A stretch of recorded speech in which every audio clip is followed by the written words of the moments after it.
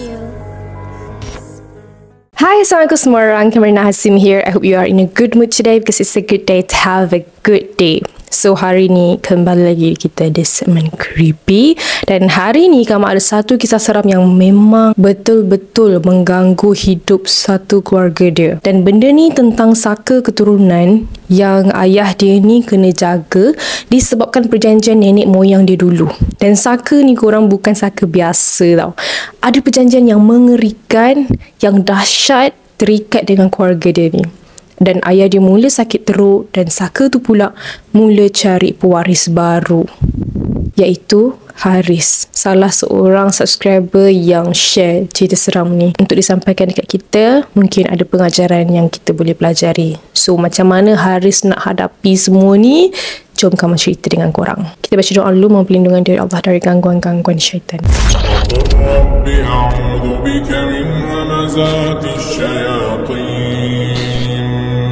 وأعوذ بك رب أن يحضرون. Semuanya mula jadi bila ayah Haris tiba-tiba sakit. Mula-mula Haris ingat biasa je. Lagipun orang tua kan memanglah ada sakit-sakit kan. Tapi makin lama makin pelik.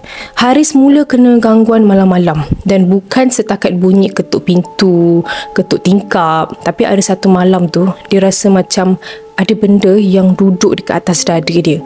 Berat gila. Dia nak bangun tapi tak boleh. Nak jerit tapi suara tak keluar. Mata dia terbuka luas. Tapi dia nampak bayang hitam dekat hujung katil dia. Bayang tu tak bergerak. Tapi Haris rasa benda tu macam tengah tengok dia.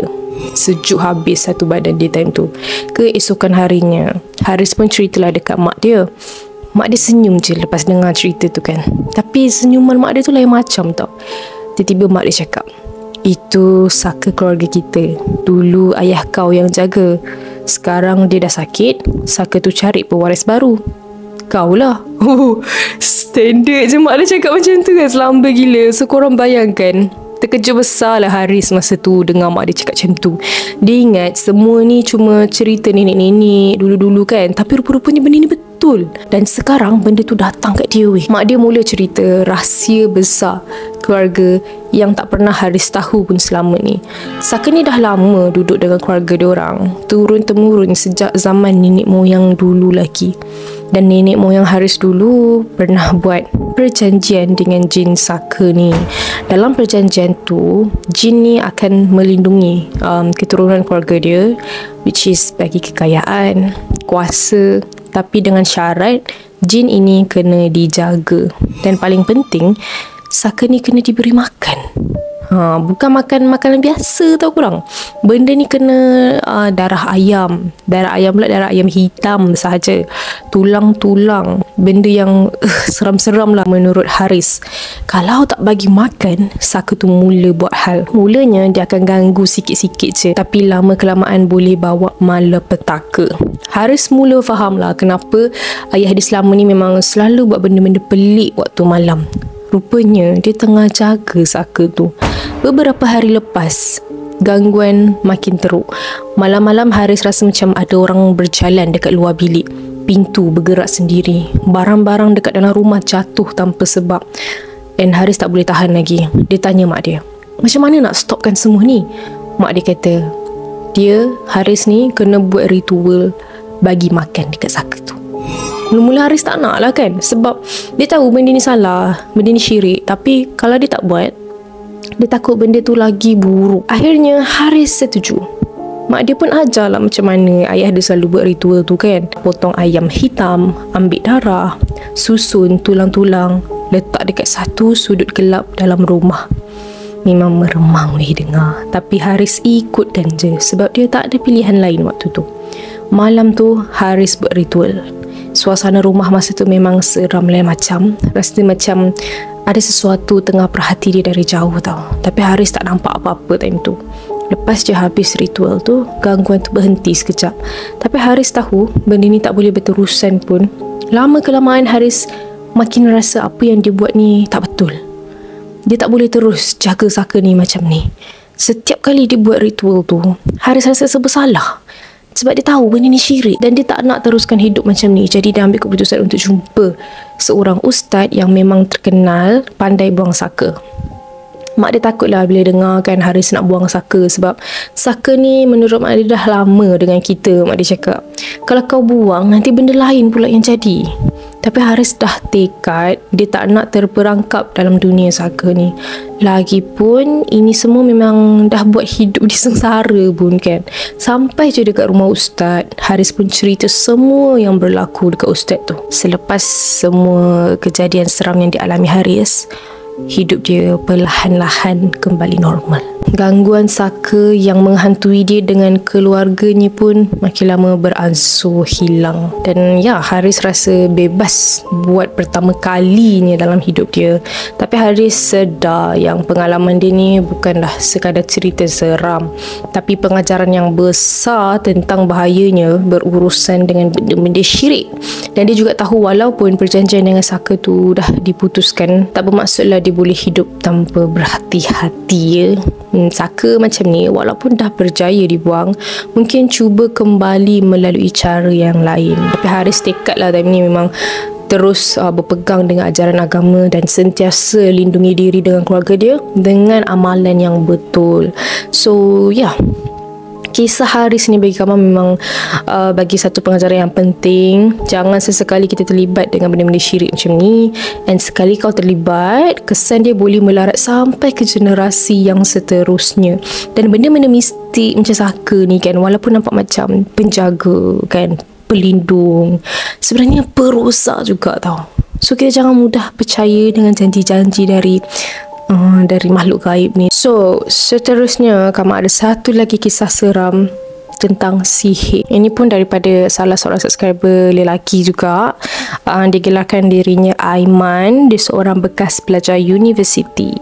So dulu masa zaman dia belajar dekat universiti kan, Aiman ada seorang kawan baik nama dia Azim. So dari mula dia masuk universiti sampailah ke final year, diorang ni memang selalu berkawan rapat. Dia lah teman buat assignment, dia lah teman tidur, dia lah teman pergi makan, semua dia lah dengan Azim ni. Aiman anggap Azim ni macam saudara dia sendiri, adik-beradik sendiri. Tapi ya, tak sangka persahabatan tu sebenarnya ada sesuatu yang tersembunyi. So masa final year, nak bersin. Okay, bersin singgah. Aiman mula perasan yang hidup dia makin serabut. Dia selalu rasa letih tanpa sebab tau.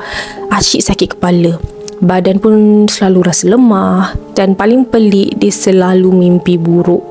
Dalam mimpi dia, ada seorang perempuan tua yang duduk dekat atas dada dia. Seolah-olah macam menekan dia sampai sesak nafas. Kadang-kadang dia nampak perempuan tu dekat tingkap bilik hostel dia. Dengan mata hitam legam, pandang dia tajam. So mula-mula Aiman ingatkan ya mungkin sebab stres, kan, stres belajar ataupun penat dengan assignment yang bertimbun-timbun tu. Tapi makin lama makin banyak benda pelik yang berlaku korang. Dia mula dapat lebam-lebam dekat badan tanpa dia tahu dari mana datang lebam-lebam tu.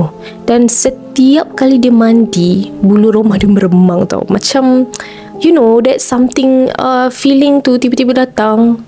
Kau tiba-tiba terasa macam ada orang perhatikan kau dari belakang, tiba-tiba meremang macam tu.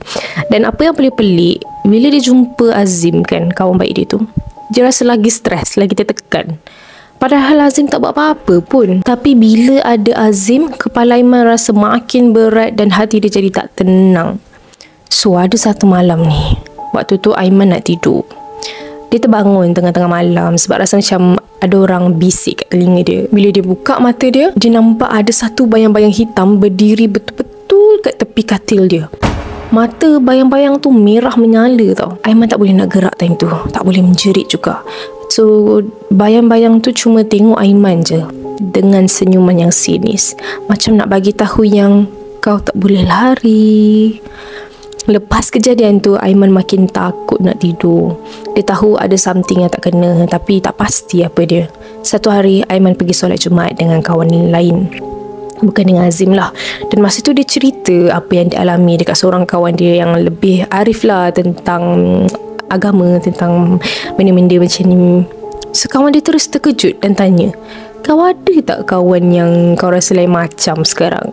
Aiman macam terdiam. Dia just teringatkan Azim je dalam otak dia kan. Tapi Azim tu kan kawan baik dia, mana mungkin ada kaitan. So kawan si Aiman tu bagilah nasihat, cuba kau pergi jumpa ustaz, mungkin ada sesuatu yang tak kena. Aiman pun ikutlah nasihat tu. Dia jumpa seorang ustaz yang biasa dengan hal-hal gangguan dan sihir ni. Lepas ustaz dengar cerita Aiman, ustaz tu terus syak yang Aiman mungkin jadi mangsa sihir. Ustaz tu pun mulakan baca ayat ruqyah nak scan kan. Dan masa itulah Aiman mula rasa badan dia panas macam terbakar. Mata dia jadi berat dan tiba-tiba dia nampak bayangan wajah Azim dalam kepala dia korang. So ustaz berhenti sekejap dan tanya, ada apa-apa tak yang kamu rasa berubah dalam persahabatan kamu dengan kawan kamu tu? And then Aiman ceritalah tentang Azim kawan baik dia kan. Tentang dia rasa pelik bila ada dekat dengan Azim, dan setiap kali jumpa dia sakit kepala. Ustaz tu cuma angguk dan kata mungkin dia yang buat. Aiman rasa tak percaya sebab Azim tu kawan baik dia kot. Tapi ustaz tu jelaskan, kadang-kadang perasaan iri hati atau dengki boleh buat orang buat benda yang tak sepatutnya.